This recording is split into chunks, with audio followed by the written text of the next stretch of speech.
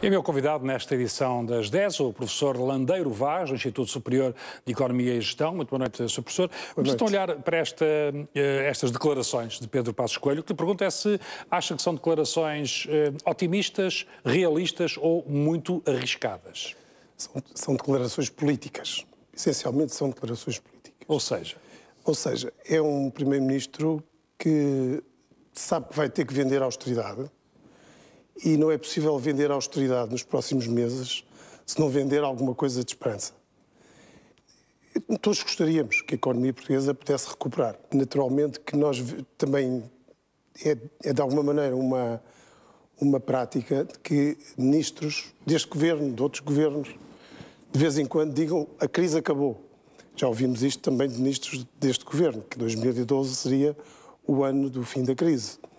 Mais recentemente até ouvimos dizer que no segundo semestre de 2012, quer por parte do Governo, quer por parte até também do Presidente da República, que no segundo semestre haveria alguma recuperação económica. Neste momento já não se diz que essa recuperação é no segundo semestre, já se diz que é em 2013. Acredita que isso é possível? Não, apesar das boas intenções políticas manifestadas pelo Primeiro-Ministro? Quer dizer, algumas vezes ouve-se como alibi dizer que o contexto externo não controlável pode modificar as previsões do governo. Todos os dias ouvimos isso inserido nos discursos.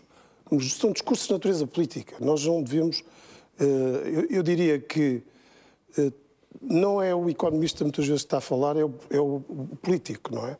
Mas, portanto, é uma afirmação arriscada, no fundo, porque se Pedro Passos Coelho for confrontado com uma recessão ainda em 2013, ele vai ter de responder por aquilo que disse em agosto de 2012. De alguma maneira, sim. E arrisca-se a perder a credibilidade. Se nós fizermos uma retrospectiva de declarações, vemos que as previsões normalmente não estão certas, não é? E, portanto, o que se trata, vamos lá ver, a Troika representa os credores em Portugal. Não é a Troika é um governo que nós, infelizmente, fomos forçados a admitir, não é? Um governo externo, já cá tiveram os espanhóis, os ingleses, agora está a Troika, não é? Preciso não esquecer isto. É que a Troika representa um poder externo ao poder democraticamente eleito, não é? E este poder, que é o poder condiciona a soberania, na sua opinião. Diga? Um poder que condiciona a soberania portuguesa. Condiciona, eu diria, totalmente. Portanto, é uma sujeição. Com o pedido de ajuda, com o chamado pedido de ajuda, com a entrada da Troika em Portugal, a soberania foi posta nas mãos dos credores. E os credores procuram, e é esse o problema, é que procuram aplicar programas em que procuram, digamos, recuperar os créditos que têm sobre a economia, neste caso, sobre Portugal. Veja-se a resistência que a Espanha faz de admitir um pedido formal de ajuda, de financiamento, com uma troika que vai impor coisas que até, se calhar, muitas vezes os governos não querem. Nós já daqui a pouco iremos falar também alargar um pouco o âmbito desta análise também a outros países da Europa. Aquilo que eu penso que é importante neste momento tentar perceber é se, apesar da declaração política, na sua opinião, de Passos Coelho, se há ou não condições para que Portugal saia deste rumo recessivo e possa recuperar o crescimento económico a partir de 2013. Acredita que, olhando para os factos e para uma previsível evolução da economia, isso possa acontecer de facto? É muito difícil que realmente haja uma recuperação da economia no próximo ano significativa, quando muito poderia a recessão abrandar alguma coisa. Neste momento estamos com uma recessão de 3,3%. Sim. Seria passar de 3,3% para pelo menos 0% de crescimento, ou 0,1% de crescimento. Exatamente. Ou seja, haver crescimentos positivos é muito difícil. Porque mesmo quando quer o Governo, quer a Presidência da República anunciam, e repare-se que aqui há coincidência de pontos de vista, anunciam recuperação económica ainda no segundo semestre de 2012, baseia-se na recuperação do investimento, porque o investimento tem vindo a cair todos os anos. No último trimestre de 2011 caiu fortemente. E a recuperação do produto viria por via do investimento. Ora, o que é que nós estamos a ver? que o investimento não tem condições de recuperação.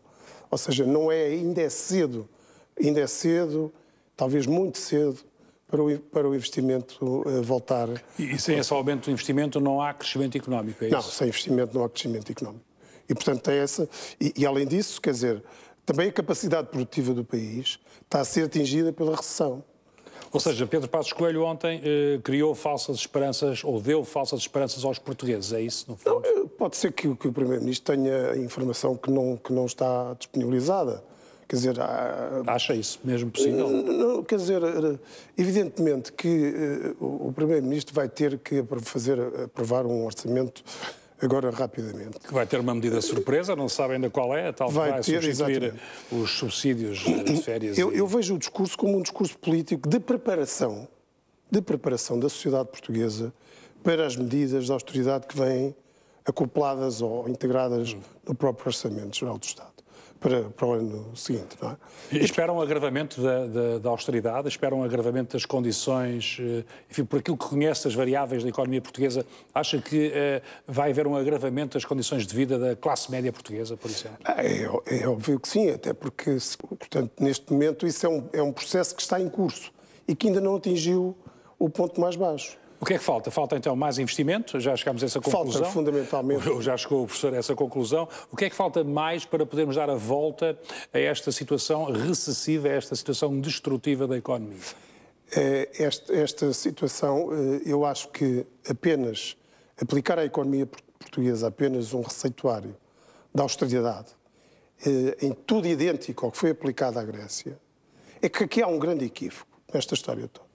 Qual é? É que admitir que as políticas recessivas que estão a ser aplicadas em Portugal e que foram aplicadas na Grécia vão produzir resultados diferentes. Esse é o grande equívoco desta política económica. Porque o que resultou da Grécia foi mais recessão, mais dívida, destruição do aparelho produtivo, mais desemprego. Eu diria, a Grécia atingiu um ponto do caos. Acha então que a Troika fez uma intervenção cega em Portugal, como também já se diz, que enfim, a Troika aplicou aqui receitas sem conhecer os verdadeiros problemas ou a verdadeira dimensão da crise em Portugal. Acha que foi uma intervenção cega? Eu acho que foi uma intervenção, eu diria, foi uma intervenção política dos credores. Os credores, representados pela Troika, querem a todo o transe garantir a recuperação dos créditos sobre a economia portuguesa. Só que também estão errados, porque no fim deste processo não vão recuperar nada, porque a economia não vai produzir o suficiente para lhes pagar. A economia não tem capacidade de fazer isso. Não é? Estamos na mão de uma certa dimensão política da gestão da crise, é isso? Estamos na mão de uma certa dimensão política. Isso é um mau agouro? Bem, é uma consequência enfim, daquilo que atualmente se desenha na Europa, que é, digamos, uma guerra económica norte-sul. É? Portanto, há claramente uma predisposição do norte a impor ao sul, aos países do sul da Europa, impor uma austeridade quase sem limites. Como se fosse um castigo? Como se fosse um castigo, uma penalização. Gastaram-se mal, gastaram demais. Os PIGs. Repare-se que isto começou há 2 anos, quando se criou a sigla PIGs, não é? Portugal, Itália, Irlanda, Grécia e Espanha. Não é? Portanto, esta sigla já em si trazia o germe daquilo que agora estamos a ver, não é? Veja-se o que está a passar na Grécia. Na Grécia, a Grécia está a ser coagida a sair da zona euro. Professor, já vamos falar sobre isso. Aliás, eu convido a ficar um pouco mais connosco, até porque há notícias sobre a Grécia relacionadas precisamente com isso. Vamos então analisar o enquadramento europeu desta crise económica. Professor Landeiro Vaz, como já não bastasse a Espanha e a Itália, agora também temos a França com esta sombra de uma recessão económica. Acha que isso pode também chegar à França e que consequências é que pode ter?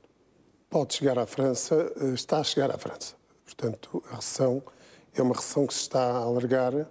Naturalmente que as economias estão globalizadas, e os efeitos entre as economias são instantâneos, ou seja, aquilo que se passa, se há arrefecimento numas economias, ele propaga-se realmente às outras economias. A França, apesar de tudo, digamos, o presidente francês tentará salvar a economia da França. Portanto, é esse o posicionamento prioritário.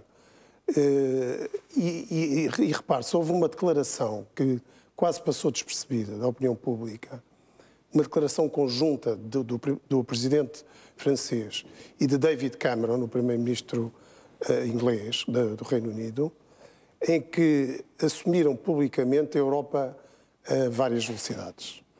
E essa assunção, depois de algumas visitas também à Alemanha, é uma assunção, digamos, do Norte, claramente do Norte, das grandes potências do Norte, Reino Unido, França e Alemanha, no sentido de implementarem uma política de exclusão da moeda única de países ou de Estados que se considera que não cumprem, por exemplo, a regra de ouro de que falou o nosso Primeiro-Ministro, não é? Exatamente, ontem. Exatamente, porque essa regra de ouro consta do Pacto Orçamental assinado, aliás, Portugal foi o primeiro a assinar esse Pacto Orçamental, para além de outras cláusulas relativamente ao reembolso da dívida. Reembolso da dívida perfeitamente insustentável, que não é possível reembolsar a dívida, estamos a falar da dívida portuguesa, nos termos do Pacto Orçamental que foi assinado, e, portanto, este conjunto de factos, no fundo, constituem coletes de forças da própria governação, no sentido de forçar a austeridade. Aliás, o nosso Primeiro-Ministro gostaria que esse regrador estivesse na Constituição, foi o que ele declarou. Isso facilitar-lhe-ia o processo, porque ele diria, bom, está na Constituição, o déficit estrutural... Convém esclarecer que a regra de ouro é aquela regra que estabelece que não pode haver mais do que um determinado déficit estrutural. É estrutural. Estrutural é um cálculo complicadíssimo, que enfim, levaríamos algum Não pode tempo. haver desvios, grandes desvios... É um equilíbrio orçamental próximo do zero. Na execução orçamental. Próximo do zero. Ou seja, se repararmos, nós estamos com uma dificuldade tremenda de chegarmos aos 4,5% de déficit, para chegarmos a 0%, mais ou menos isso pode corresponder próximo disso, não é? 0%. Portanto, digamos que o que está no Pacto Orçamental, em termos de exigência de déficit orçamental, é muito mais exigente daquilo que estava no Tratado de Maastricht e nos tratados da União Europeia, que permitiam que o déficit orçamental fosse até 3%.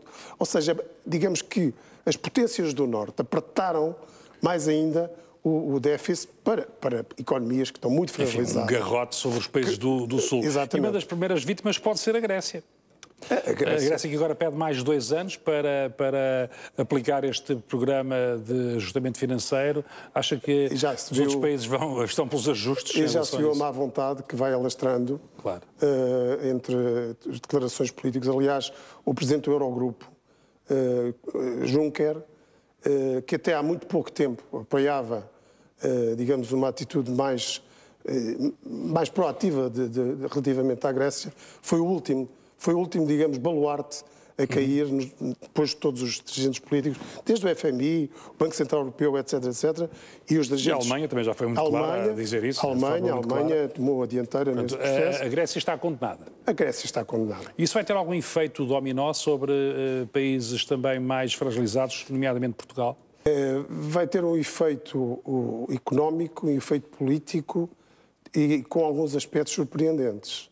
Porque, de facto, os credores, cá está, os credores da Grécia, os bancos alemães e os bancos franceses, já saíram a grande parte digamos, da exposição que tinham à dívida grega. Principalmente à dívida soberana e à dívida privada dos bancos gregos. E essa saída deu-se por uma substituição. Ou seja, esses créditos dos bancos franceses e alemães foram substituídos por créditos do Banco Central Europeu e por créditos do Fundo de Equilíbrio Financeiro Europeu. Ou seja, agora os bancos franceses e alemães já têm uma exposição reduzida, já estão livres. Já estão a salvo. Já estão a salvo. E, portanto, a partir deste momento já é possível, porque há 2 anos não era possível. Eu até pergunto, será que só porque os bancos alemães e franceses estavam tão expostos à dívida grega é que foi criado o Fundo de Equilíbrio Financeiro para permitir, no fundo, transferir esses créditos dos bancos para créditos supranacionais no âmbito de instituições supranacionais, como é o Fundo de Equilíbrio Financeiro e também do Banco Central Europeu. Portanto, agora, o problema agora é destas instituições supranacionais que vão ter uma gestão política, uma gestão económica, mas vão ter uma gestão política dos créditos que têm sobre a Grécia. Lá vem a política outra vez, não é? Lá vem a política outra vez. Ora bem, a questão é saber, isso, enfim, em momentos de grande incerteza, é saber se isso pode afetar-nos, portanto, aparentemente não, pode haver surpresas. Acham que essas surpresas podem ser positivas e podem resguardar a posição portuguesa, que tem sido a de um aluno muito bem comportado. Aliás, é uma tradição histórica portuguesa, não é? De sermos muito bem comportados perante a pressão estrangeira. Quer dizer, nós temos que ter também alguma compreensão para os governos que tentam, apesar de tudo, traçar uma linha e o campo de ação do governo, neste caso do governo grego e do governo português e até do governo espanhol e do governo italiano, já começam a ser muito estreitos, não é? A política... Nós não ouvimos ao governo português uma palavra sobre a Europa. É uma estratégia escolhida. Ou seja, o governo português escolheu... Aliás, ontem no discurso do Pontal, essa temática ficou completamente fora. É, porque o governo português procura ter relações privilegiadas bilaterais com a Alemanha. Eu vou contar só um episódio que é extraordinário e que não tenho visto referido na opinião pública. O Ministro das Finanças alemão elogiou o nosso Ministro das Finanças, dizendo que ele daria um bom presidente do Eurogrupo. Isto, na altura, foi... Bom, nós temos um Ministro das Finanças de alto gabarito, foi o que... E é verdade, enfim. Mas passado 15 dias, é que não demorou 3 meses, passado 15 dias, o Ministro das Finanças alemão candidatou-se a presidente do Eurogrupo. Ou seja, o que ele procurou foi obter o apoio político do governo português para a candidatura dele a presidente do Eurogrupo. Repare-se como a política se mistura aqui com a economia de uma forma tão evidente, para as pessoas estiverem atentas, não é? É óbvio que há aqui uma... E neste momento é de facto essa... claro que a Alemanha procura tomar conta de posições-chave, como procurou... Teve um candidato a presidente, do governador do BCE, depois acabou, digamos, a Europa do Sul conseguiu lá, e os bancos também, porque a comunidade bancária financeira conseguiu pôr Mário Draghi, porque convinha muito mais, eu diria até que foi muito mais a indústria financeira que colocou Mário Draghi. Veja-se a origem de Mário Draghi, não é? Portanto, Ou seja, isto está tudo ligado, não é? Está tudo ligado. E a política está, de facto, a conseguir aguentar-se sempre à tona e a gerir esta crise em proveito próprio, é isso? Sim, em proveito dos interesses que estão colocados, neste caso, no cenário europeu. E a política está em primeiro lugar. De facto, a política está em primeiro lugar. E a política é a dominação. As pessoas, de uma vez por todas, o que está em causa neste momento é a dominação do norte sobre o sul da Europa. E isso está no terreno. Isso é uma guerra que o sul está a perder, neste momento. É uma guerra perdida pelo sul, portanto, perdida porque o que é que faz o sul perder a guerra? É a dívida, mas não é apenas a dívida. É também o poder financeiro dos bancos do norte relativamente aos bancos do sul.